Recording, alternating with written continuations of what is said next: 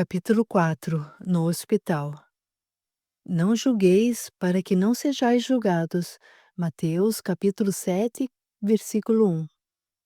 No dia seguinte, terminadas as tarefas do dia, dirigimo-nos até o hospital para visitar Luciana. No quarto, recostada em travesseiros, a jovem acusava a expressiva melhora. Pálida, fisionomia tristonha, Luciana acabara de jantar. A mãe lhe fazia companhia, vez por outra olhando para o relógio, impaciente. Leve batida na porta. Era o médico, na ronda costumeira, que vinha ver a paciente. Dr. Carlos examinou-a em silêncio. Em seguida, fez-lhe algumas perguntas. Depois, conversou com Beatriz, mãe de Luciana, e antes de sair, disse: Luciana, o que aconteceu com você foi um verdadeiro milagre. Pode considerar que nasceu de novo. Sua recuperação está excelente, inacreditável até, e se continuar assim, breve terá alta. Como a menina virasse o rosto, indiferente, o médico insistiu, tentando conversar. Não quer ir para casa? Luciana balançou os ombros, permanecendo calada. Dr. Carlos continuou gentil. Acabei de dizer que você nasceu de novo. Isso não lhe diz nada? Você foi salva de morte certa. Virando-se para ele, irritada, a menina respondeu com grosseria. E quem foi que disse que eu queria ser salva? Olha aqui, vê se me esquece, falou? Se pensa que vou me ajoelhar e agradecer porque o Senhor me salvou a vida, está muito enganado. Estou é com ódio, muito ódio. Saia daqui. Beatriz, morta de vergonha, chamou a atenção da filha. Luciana, o que é isso? Onde já se viu falar assim com o Dr. Carlos? Virando-se para a mãe com agressividade, ela gritou: E vê se não me enche a senhora também. Tô cheia. Não aguento mais esse papo. Começou a berrar a plenos pulmões, acusando a todos de estarem contra ela, reclamando do hospital, das enfermeiras, da comida, de tudo. Dr. Carlos saiu e ordenou que aplicassem uma injeção tranquilizante em Luciana, que entrara em terrível crise. Observando o comportamento da garota, estávamos horrorizados. Urias não se conteve. Puxa, esta garota está precisando é de um bom corretivo. Que falta de educação. Será que umas palmadas no lugar certo não ajudariam? Galeno fitou-o gravemente, orientando. Estamos aqui em tarefa de auxílio. Não faça julgamentos precipitados. Ajudemo-la com nossas vibrações de paz e harmonia. Mas calma, Luciana parecia dormir.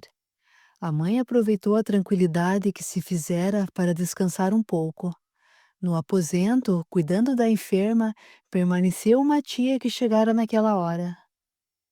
Virada para a parede, de olhos fechados, Luciana fingia dormir para não ser incomodada.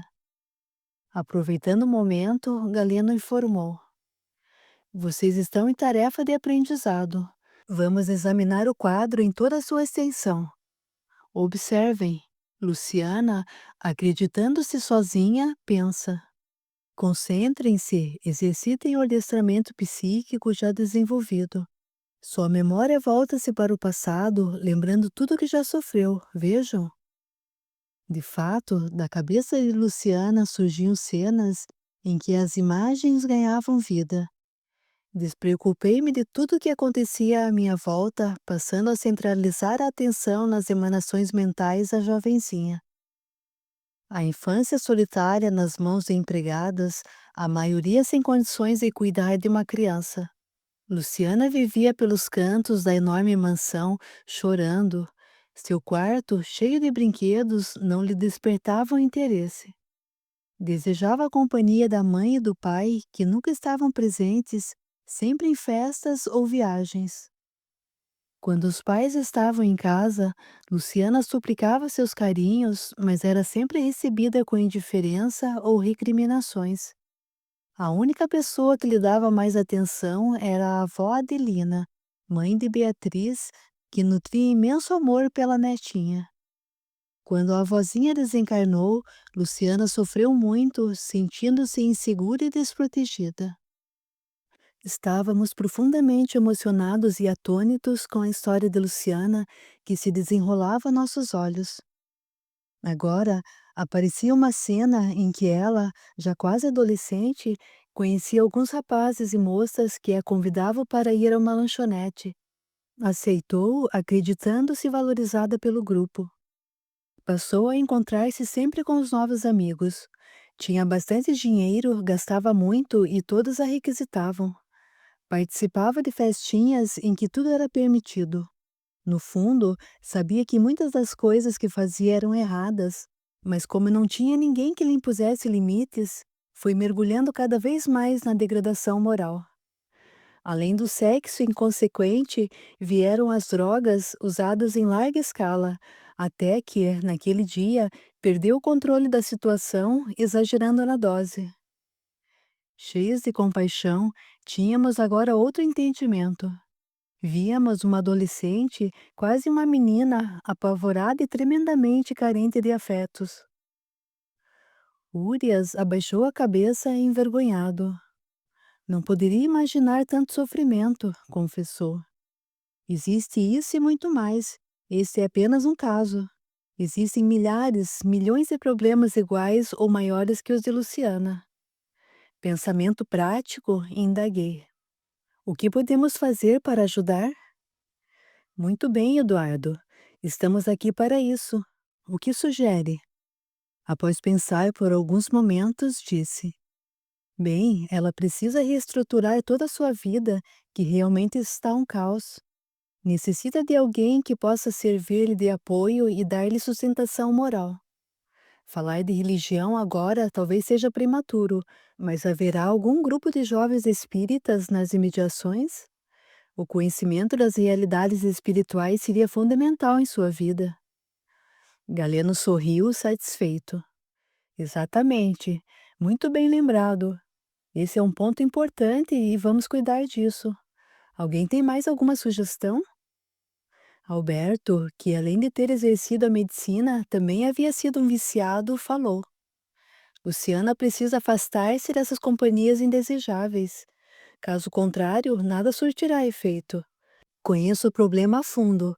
Os traficantes não desistem com facilidade. E eu me pergunto, será que Luciana deseja abandonar o vício? Terá sido a experiência atual tão forte que a leve a mudar de comportamento? Tenho minhas dúvidas. César, que até aquele momento ouvia calado, ponderou. Esse é um ponto importante que precisa ser considerado. Além disso, pelo estado de dependência já desenvolvido, o organismo necessita de desintoxicação. A reação agressiva que Luciana demonstrou há poucos minutos é a resposta aos condicionamentos negativos sedimentados. Começa a sentir falta da droga e, nesse momento, a sustentação moral é muito importante. Sem dúvida. Por isso, penso que ela irá precisar de apoio psicológico exatamente para lhe dar essa sustentação e também para tentar resolver seus problemas emocionais, que são muitos, afirmou Virgínia. É, minha amiga, mas acho que quem está precisando de tratamento mesmo são seus pais, aduziu Mônica, que ainda não tinha dado sua opinião. Todos concordamos, sem deixar de rir do jeito despachado da companheira. Galeno fitou a cada um, indagando. Mais alguma coisa? Ricardo e Patrícia ainda não falaram. O rapaz, que tudo ouvia atentamente, considerou. Enquanto vocês falavam, eu pensava cá comigo. Tudo isso é verdadeiro e cada ponto lembrado é importante. Contudo, como desportista, tenho a minha sugestão. Não é para agora, evidentemente, mas Luciana precisará gastar suas energias de forma positiva. O esporte é uma delas. Patrícia, que ficara para o final, concluiu. Concordo com tudo o que foi dito. Precisa ser ajudada em todas as áreas para que possa realmente se recuperar. A autoestima de Luciana está muito baixa. Ela não se ama e não acredita que alguém a ame. Precisa ser valorizada para poder se valorizar. É isso que eu penso. Galeno sorriu, concluindo. Estou muito satisfeito. Vocês foram direto aos pontos-chave. Algumas coisas virão como consequências de outras. O desenvolvimento de valores morais compatíveis com uma vida digna e saudável terá que ser conseguido através de algum grupo de apoio entre os encarnados. Muito bem, mãos à obra, vamos trabalhar. Antes de deixarmos o quarto de hospital, fizemos uma prece agradecendo o amparo do alto para nossas atividades e suplicando a Jesus e a nossa mentora maior, Maria de Nazaré, que nos propiciassem condições para socorrer a jovem Luciana. Capítulo 5. Mudança de rumo. Tudo quanto, pois, quereis que os homens vos façam, assim fazei-o vós também a eles, porque esta é a lei e os profetas. Mateus, capítulo 7, versículo 12. Alguns dias depois, fomos visitar Luciana em sua casa. A mansão, localizada num bairro nobre da cidade, impressionava pela beleza arquitetônica. Seu pai, engenheiro de renome, tinha um escritório muito bem frequentado. A empresa construtora, que a princípio era pequena, aumentara consideravelmente. Dessa forma, Dr. Onofre não podia se queixar.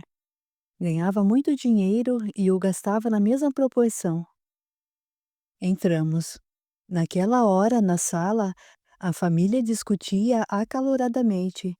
Luciana, recuperada, arrumara-se para sair com os amigos. Os pais, também em trajes de festa, queriam exigir que a menina permanecesse em casa, o que ela não aceitava, retrucando. Por que devo ficar em casa? Sozinha? Fazendo o quê? Mamãe, papai, se vocês concordarem em ficar, eu até fico. Precisamos conversar, trocar ideias. Sinto-me muitas vezes necessitada de compreensão e ajuda. Por favor, não saiam, fiquem. Notava-se claramente que Luciana estava pedindo socorro. Apesar da atitude irreverente de adolescente moderninha, rebelde e fútil, das roupas exóticas e da maquiagem exagerada, percebia-se nitidamente essa angústia. A necessidade de carinho, de aconchego, de ter com quem conversar, ficava patente no olhar com que acompanhava as palavras. Galeno aproximou-se do casal, reforçando, através da sugestão mental, o pedido de Luciana. Contudo, insensíveis, eles nada perceberam. Onofre olhou impaciente para o relógio. Impossível! Nosso compromisso está marcado há mais de 30 dias. Não podemos faltar. Além disso, vamos entrar em contato com pessoas de muita influência política, cuja amizade poderia me facilitar as coisas profissionalmente. Beatriz, por sua vez, acrescentou: Acho muito estranho você pedir para ficarmos em casa, minha filha. Logo você, que nunca se preocupou com isso e sempre fez o que quis. Sempre lhe demos muito amor e liberdade. Liberdade que, diga-se de passagem, você não tem sabido valorizar. O irmão, Murilo, rapaz de 20 anos, chegou naquele momento e presenciou a cena penalizado. Adiantou-se sugerindo: Eu lhe faço companhia, Luciana. Mas a ajuda chegou um pouco tarde. Nesse instante, irritada pela rejeição dos pais, a garota agarrou um vaso de alto preço, colocado sobre pequena mesa auxiliar, e o arremessou na parede. Nem ouviu as palavras conciliadoras do irmão. Cheia de mágoa, com lágrimas nos olhos, Luciana virou as costas e saiu batendo a porta. Estupefatos, os pais ficaram parados no meio da sala, sem saber o que fazer, em face da violência e da agressividade demonstradas pela filha. O médico tinha razão, Beatriz. Luciana precisa de internamento em hospital, disse o marido. Mas, meu querido, não podemos. Essa atitude tornaria público o problema de nossa filha e isso está fora de cogitação. O que nossos amigos irão dizer? A sociedade toda irá comentar. Não, não suportaria as fofocas das amigas. E a imprensa? Se algum jornalista souber, estaríamos perdidos. Não, impossível. Murilo, que ouvia tudo em silêncio, retrucou. Como sempre, vocês só pensam nos outros. E Luciana? Não pensam no seu bem-estar, ela precisa de ajuda urgente. Lá vem você fazer-nos recriminações. Também não tem sido um exemplo de virtudes. Seu comportamento não é um primor. Abandonou a faculdade e só pensa em divertir-se com os amigos e com garotas. Poderia auxiliar-me na empresa, mas qual? Trabalhar? Nem pensar, disse o pai. Reconheço que meu comportamento tem deixado a desejar. Mas pai não gostava do curso de direito. Achava uma chatice aquele negócio de ter que estudar leis. Queria mesmo era fazer medicina, mas não consegui. Também não gosto de trabalhar na construtora. Bom mesmo é não fazer nada, não é? Só divertir-se e gastar o meu dinheiro, acentuou Onofre com ironia. O rapaz passou a mão pelos cabelos, nervoso. Como foi que começamos essa discussão? Não quero brigar com você, pai. Gostaria de poder ajudar minha irmã. Sei que ela precisa de socorro urgente, mas não tenho condição. A verdade é que também me sinto meio deslocado nesta casa, como se fosse um intruso que estivesse de passagem. Fez uma pausa enquanto passava as mãos pelo cabelo, demonstrando desânimo e insatisfação. Depois concluiu: Acho que vou sair também. Luciana tem razão. Não dá para ficar aqui. Esse ambiente sufoca. Não podíamos mais ficar ali. Tínhamos que fazer alguma coisa. Deixamos Onofre e Beatriz questionando-se mutuamente sobre onde haviam errado na educação dos filhos. Murilo saiu para se encontrar com os amigos e nós saímos para acompanhar Luciana, que se dirigia para uma festinha de embalo na casa de um dos amigos cujos pais haviam viajado. Conduzindo o carro emocionalmente desequilibrada, ao virar uma esquina, Luciana não viu um ciclista que vinha em sentido contrário.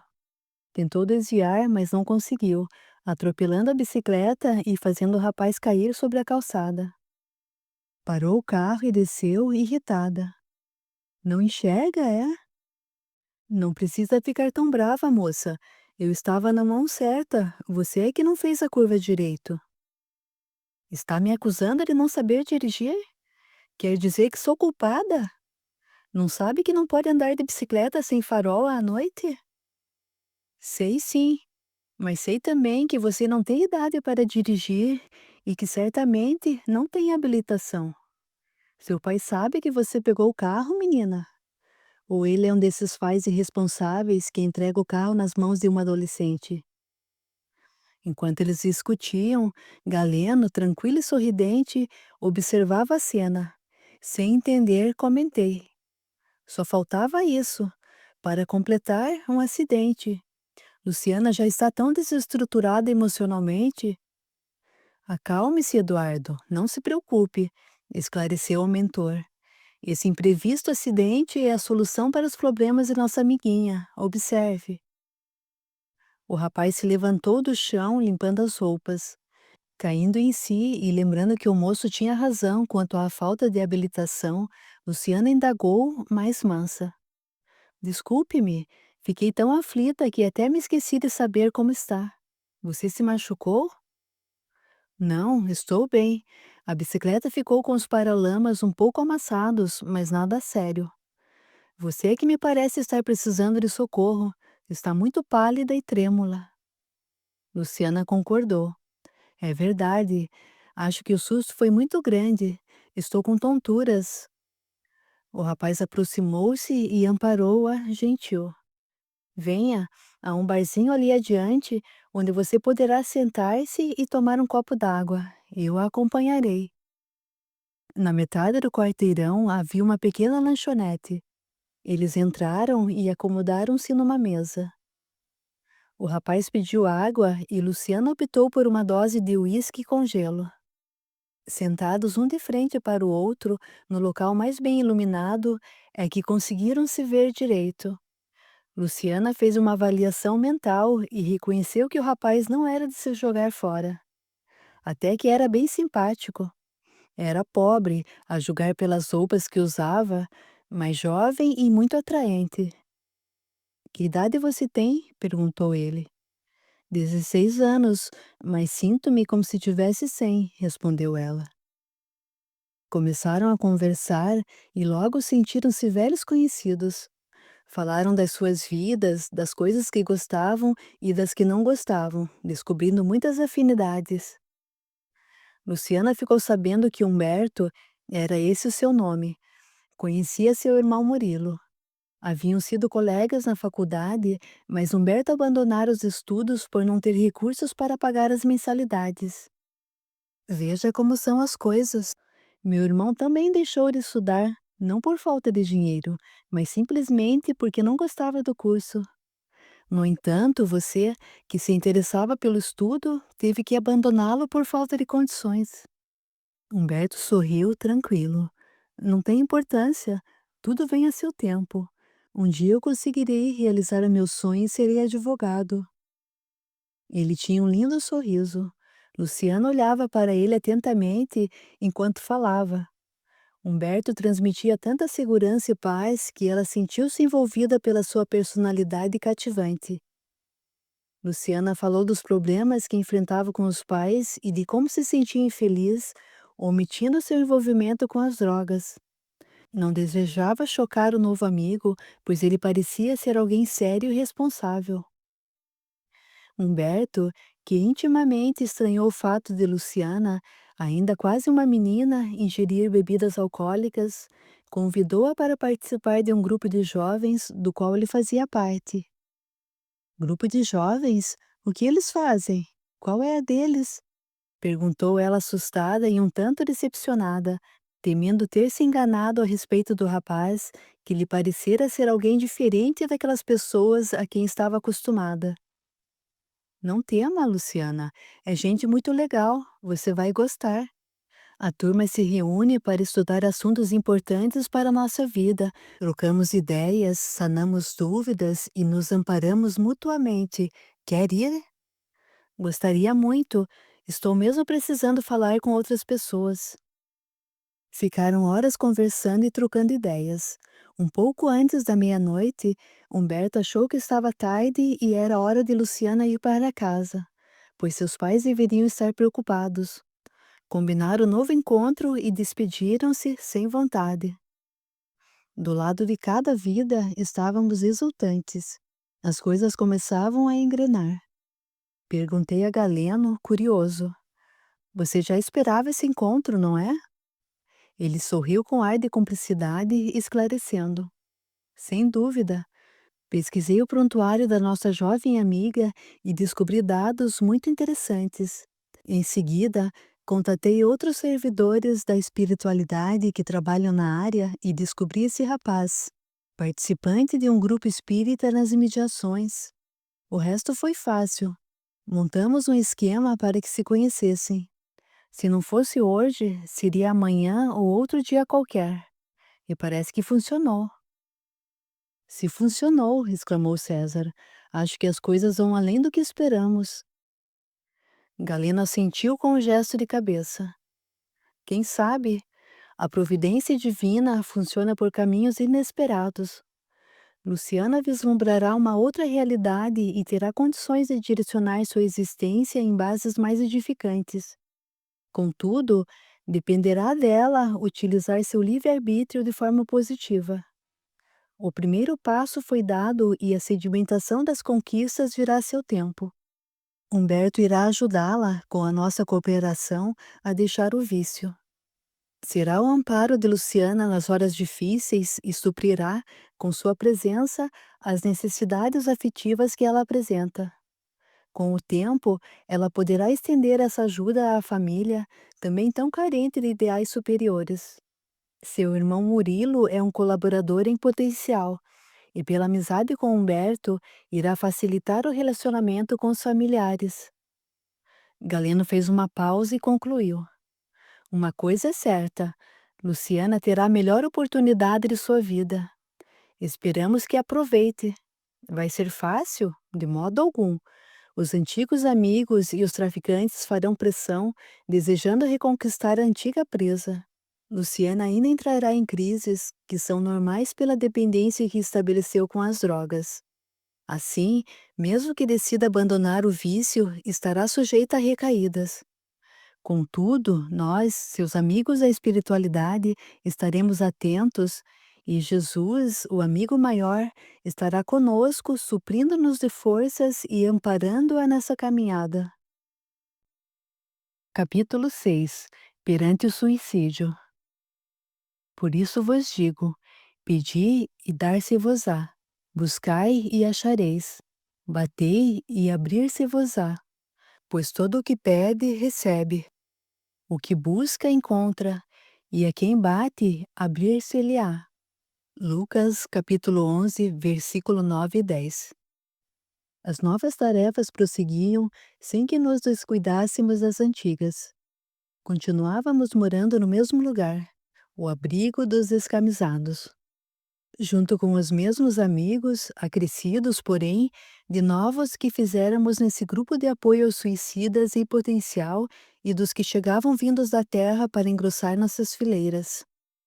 Coordenávamos as nossas tarefas recentes com as do grupo mediúnico das terças-feiras na Sociedade Espírita Maria de Nazaré, adequando as atividades de forma que houvesse o máximo aproveitamento das possibilidades.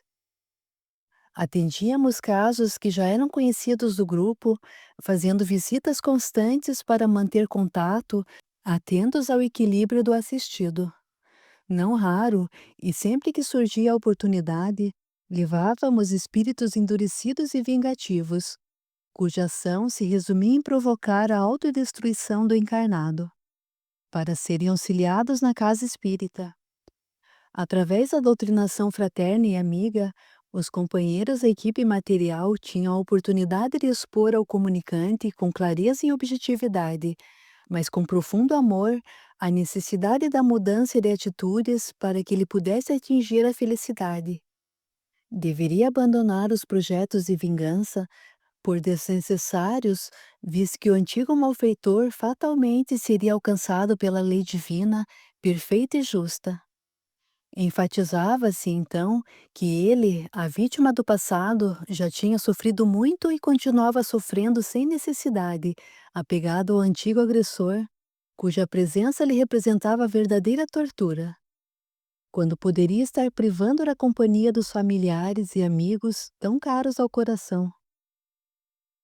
Víamos com certa frequência e sob grande emoção aquele ser desventurado, de aparência desagradável, violento e rude, muitas vezes até na forma torturada de um animal, modificar-se aos nossos olhos à simples lembrança de uma mãe, de um pai, de um irmão, de uma esposa, de um esposo ou de um filho adorado. E a sua mãe, meu irmão, lembra-se dela? Procure recordar-se de como você foi feliz na sua infância. Saindo do seu monoideísmo com as imagens evocadas pelo doutrinador, assessorado pelos técnicos da espiritualidade, que colocam em frente do comunicante uma tela onde são projetadas cenas de grande beleza, caras ao infeliz obsessor, porque dizem respeito à sua vivência. A entidade começa a modificar seu padrão vibratório e a direcionar a mente para lembranças felizes. Nesse momento, também recebe as influências do médium, que colabora com a sua condição de equilíbrio e algo cede a benefício do comunicante. Aos poucos, o espírito vai modificando seu tônus vibratório, alterando seu perispírito por demais maleável à força do pensamento e, consequentemente, seu aspecto. Muitas vezes volta a ser criança pelo influxo da sua vontade, quando então é recolhido pela mãezinha ou por qualquer outro espírito familiar presente no momento e conduzido ao local de refazimento e assistência, de que o plano espiritual é tão pródigo. A cena, de uma beleza indescritível, emociona a todos, encarnados e desencarnados, participantes da reunião. Nesses casos, grande parte do problema está resolvido. Com a recuperação do desencarnado obsessor, o encarnado ficará livre para modificar sua vida, melhorar suas condições mentais e se reequilibrar para uma existência sadia e digna. Os débitos contraídos no passado terão que ser saldados, no trabalho e no serviço do bem, para evitar que a dor, a celeste emissária, efetue a cobrança da lei. O que percebemos, contudo, é que, de modo geral, a ajuda ao desencarnado é mais efetiva. O companheiro da espiritualidade tem muito mais facilidade para vencer seus óbices. Salvo casos em que se mostra extremamente pertinaz no erro, ele se recupera, reestruturando-se emocional e espiritualmente à luz do Evangelho do Senhor, e se convence das realidades da vida maior e das metas evolutivas que norteiam o ser pensante. Dentro de pouco tempo, estará completamente modificado, passando em muitos casos a ser um colaborador precioso da equipe espiritual. O mesmo não acontece com o encarnado, infelizmente, que tem maiores dificuldades para vencer os obstáculos. A vida terrena absorve e exige sua atenção. As facilidades e os prazeres o fazem esquecer seus objetivos e ideais, levando-o a pensar somente no mundo material. Mesmo quando entra em contato com a doutrina dos espíritos, profundamente esclarecedora e que poderia dar-lhe o respaldo para a compreensão dos fatos e dos sofrimentos que o atingem na vida, bem como a consciência da necessidade do aprimoramento espiritual, ainda assim ele não dá a devida atenção a essa bênção que Deus envia em seu socorro, com o que perde valiosa oportunidade de redenção. Como consequência desse descaso e atraídos pelas imperfeições que lhe maculam o caráter, outros espíritos desencarnados se aproximam e se refestelam ante a afinidade existente. Tomam parte na vida do encarnado e o acompanham no dia a dia. Os desafetos do passado, e todos os temos, se aproximam e se aproveitam das brechas morais do infeliz, criando raízes num assédio ininterrupto. Desse conúbio surgem obsessões de grande porte e de difícil solução, quando bastaria à vítima predispor-se à mudança interior, cultivar pensamentos sadios e exercitar-se no bem para liberar-se desse ou desses comensais indesejáveis. E é assim que muitos chegam ao suicídio, incapazes de perceber o crime que cometem contra si mesmos e os danos que provocam em todo o complexo perispiritual. Longos anos de sofrimento e de dor espera o desventurado espírito que se lança a destino tão terrível. Naturalmente, os seus sofrimentos serão proporcionais à consciência de que gozava no momento do ato destrutivo. Quanto maior a consciência, maior a responsabilidade e, consequentemente, maiores suas aflições. Dessa forma, aquele que comete o suicídio, após um cerco obstinado e cruel de inimigos desencarnados, terá menos responsabilidade do que aquele que o comete por motivo fútil ou apenas porque está desiludido e não deseja mais viver. Esses casos geralmente ocorrem com pessoas materialistas que, não acreditando em Deus, na existência do ser imortal e muito menos na vida após a morte, preferem, ante qualquer dificuldade, a saída enganosa pelas portas do suicídio. Ao chegarem ao além-túmulo, ficam muito surpresos ao perceberem que continuam vivos e, pior, com seus sofrimentos agravados. Não resolveram seus problemas e ainda acrescentaram outros. A dor moral e o remorso que agora sentem pelo ato praticado são inenarráveis. Com a consciência desperta, reconhecem, embora tardiamente, a existência de um ser superior que comanda tudo e se compenetram do hediondo crime que cometeram contra si mesmos. Entretanto, nada está perdido, pois terão a oportunidade de expiar suas faltas e de se redimir perante a lei divina, candidatando-se a uma vida melhor no futuro, que dependerá do seu esforço e da sua vontade. Mas muito tempo terá decorrido até que consigam vencer as sequelas e os traumas ocasionados a seu corpo espiritual, profundamente atingido. Muitos séculos correrão até que se libertem inteiramente do ato suicida. A mão do Senhor, contudo, jamais deixará de se espalmar sobre a cabeça daqueles que erraram, exercendo sobre eles a sua divina misericórdia, balsamizando suas dores atrozes e amparando-os com desvelado amor.